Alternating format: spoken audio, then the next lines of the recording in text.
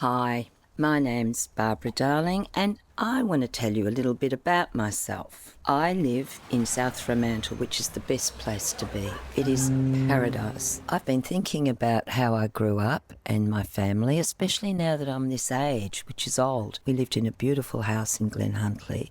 My mother was an angry, very strict woman. It was not fun having Madeleine as a mother. I wanted to leave home as soon as possible because of her anger. We were brought up in such a rigid Catholic family way. When I was in grade 5, I said, sister, that gold, frankincense and myrrh was worth a lot of money. Did Jesus, Mary and Joseph, after the stable episode, get better accommodation?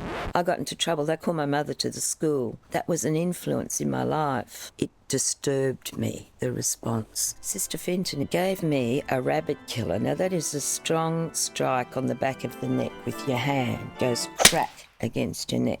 When I'm tired or stressed, I still feel that. Oh, the 50s. Oh my God, the discrimination in the 50s. There were very few choices a girl could make. And on the trams, there was a notice on all of them and it said, here's another selfish Sue who dawdles all her shopping through. Then late she rushes for a tram and some tired worker has to stand.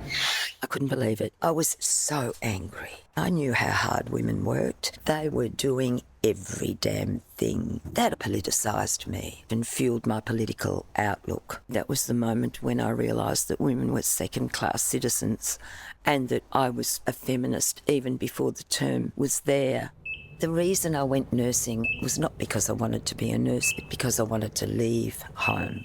I was nursing and getting very depressed, so all I did was sleep, with the aid of sleeping pills, of course. So I became thin and pale and my family got worried. And they drove me to casualty, and these orderlies ran out. And one of them put a needle in my thigh, and I was on a trolley, and I woke up in a white room, and I was in hospital. I would have been 20 or 21. This was the most traumatic thing I think that's ever happened.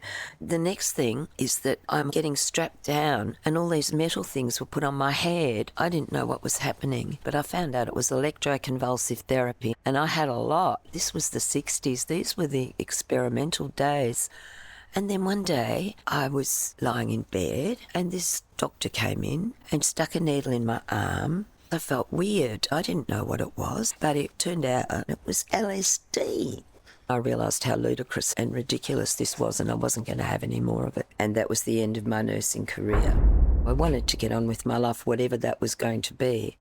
I saved money until I could leave. I bought a ticket to Brisbane, which was as far as I could afford, and I started hitching around Australia. I was on a journey, a liberation, and it then just unfolded step by step. I went to an island in Queensland. I got a job washing dishes. And one day, the boss came in and he said, Simone's sick. You have to take her place tonight. Simone was a go-go dancer. She went in a bamboo cage high above the people, 10 feet up in the air, and she danced. He said, it's 3 times the money. I said, could I have a look at the costume? It's ridiculous. But I made money. After I'd got a bit of money saved, I went on. I was told that there was a priest in Derby who knew someone who went down every 10 days, and that truckie would give me a lift. I thought, that's pretty good recommendation coming from a priest. After about 40 minutes, I started to feel really uneasy. When he began to slow the truck, I knew that this was going to be some sort of an assault, so I got out and ran. Then I thought he'll run over me, and it went straight past me. He threw out my backpack and then my bag, and I stood there for about an hour, and I will never forget the silence of the Kimberleys.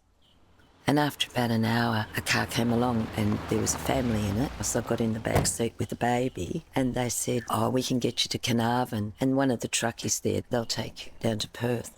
And that's what happened. I would have been 22 when I came to Perth. I was 25 when I was married. I was 27 when I had my first child. And it was lonely and it was hard. As a young mum, there was a routine, the Women's Weekly told us. On a Monday, you'd change everybody's bed and do the washing. On a Tuesday, you'd do the ironing. On a Wednesday, you'd clean the house. On a Thursday, you'd do the shopping. And on the Friday, you'd do some cooking for the weekend. I thought, my God, I do not want this. This is not what I want to do. I do not want to live like this. I wanted more. I knew I was going to be an activist as much as I could be with 3 children.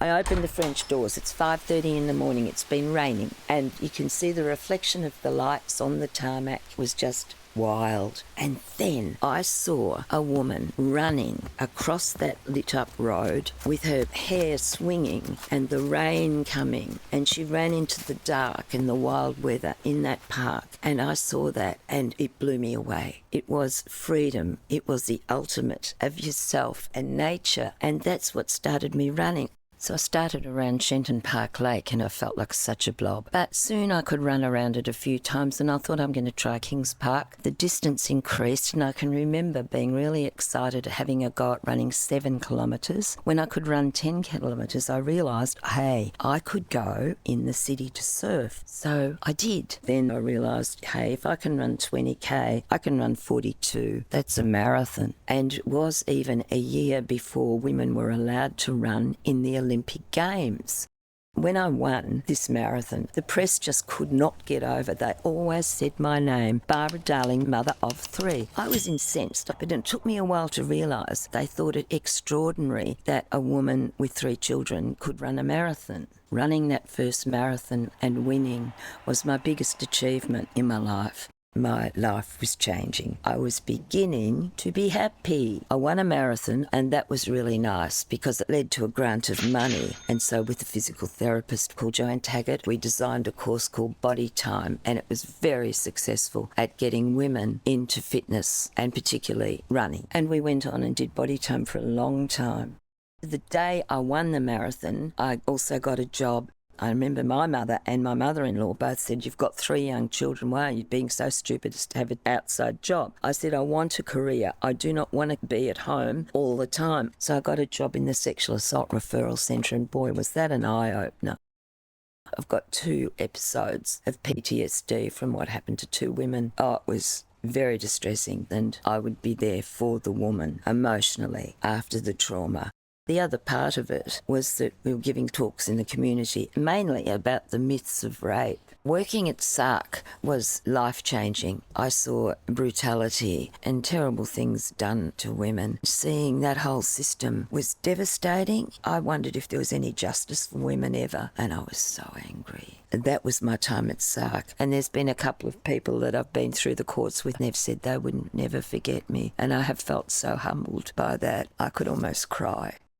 I got my dream job, and that was at Relationships Australia. I think all the jobs previously gave me a quality that I could use in Relationships Australia. I'd started to learn about people. I'd been through scary things. I'd been through unusual things. I'd met so many people in different ways. People who'd been fabulous, people who hadn't been. I was given the opportunity of running groups, and I loved it, and I was good at it. I would have 16 people in any one group, and I did things like anger management for women. Well, let me tell you, I knew a lot about anger. You're not born angry, you learn it. And I learned to be an angry woman from my mother, and it held me back. I wrote a lot of the course for anger management for women. I worked at Relationships Australia for 16 years. Seeing people having positive relationships and wanting to improve themselves was a delight. I knew I was making a difference.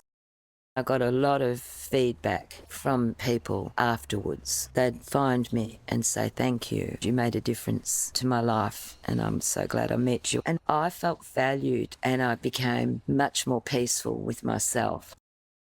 Finally, I wasn't working. I was a retired person, but life went on. The Windsor Smith ad was down on Lefroy Road. It had a man with no head, just saw him from the neck down, standing there in his Windsor Smith shoes, and there was a woman seated, legs wide apart, leaning in towards the man, looking up with her mouth open. I went and bought my can of spray paint. I went and got the stepladder. I got up on that stepladder and I wrote, "This is offensive to women." And then I got down and went home. And to hear that all over the country, in Melbourne and Sydney and Brisbane and Darwin and Fremantle, women had objected to this Windsor Smith advertisement. Women's outrage was everywhere, and I loved it, and I was glad I wrote that graffiti. I love my life. I've been so happy for so long. I sit on this veranda and people come around and I love it. I share the house with people and that's wonderful for me. And now I'm in a writing group and I'm in a vegetarian gourmet cooking group. It's only now that I've realised, well, for the next bit of my life, I want to be frivolous and just do lightweight things and gossip and go to lunch and buy things and laugh and not do heavy shit. Right now, I like projects. What's my latest one? I'm just finishing up on writing another article. If I have to write a letter objecting to somebody's advertisement or their sexism, I'll do it straight away. I have got 3 women who come to look after me because I'm an aged person now. Can you believe it? I have been given such wonderful things because I'm old.